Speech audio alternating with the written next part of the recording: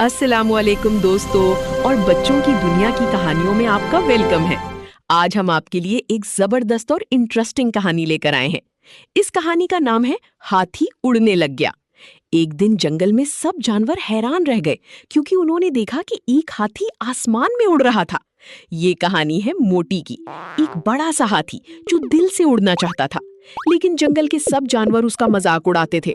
बंदर हंसकर कहता, मोटी तुम कभी नहीं उड़ सकते, और छोटी सी चिड़ी भी हंस देती। लेकिन मोटी ने कभी हार नहीं मानी। एक दिन उसने जोर से सोचा, मैं उड़कर दिखाऊंगा। फिर उसको एक जबरदस्त आइडिया आया। उसने जंगल से रंग बिरंगे गुब्बारे जमा किए, लाल, पीले, नीले, बहुत सारे गुब्बारे, और उन सबको अपने बदन के साथ बांध लिया। सब जानवर फिर हंसने लगे और बोले, अब क्या करेगा मोटी?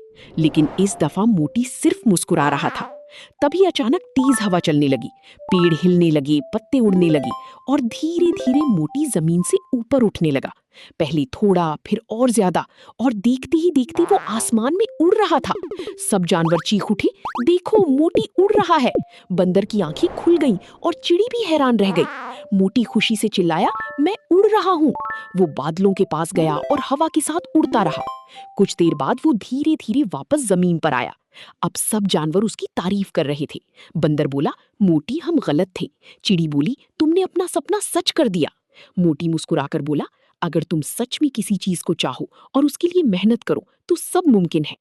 उस दिन जंगल के सब जानवरों ने एक जरूरी बात सीखी कि सपने छोटे या बड़े नहीं होते, हिम्मत और मेहनत से हर सपना सच हो सकता है। अगर आपको ये कहानी पसंद आई हो तो वीडियो को लाइक करें, कमेंट करें, और बच्चों की दुनिया की कहानियां चैनल को सब्सक्राइब करना बिल्कुल ना भूलें। ऐसी ही और प्यारी कहानियों के लिए हमारे साथ जुड़े रहिए। अल्लाह हाफिज। लाइक करो, शेयर करो और सब्सक्राइब जरूर करो। Subscribe now and don't miss out on other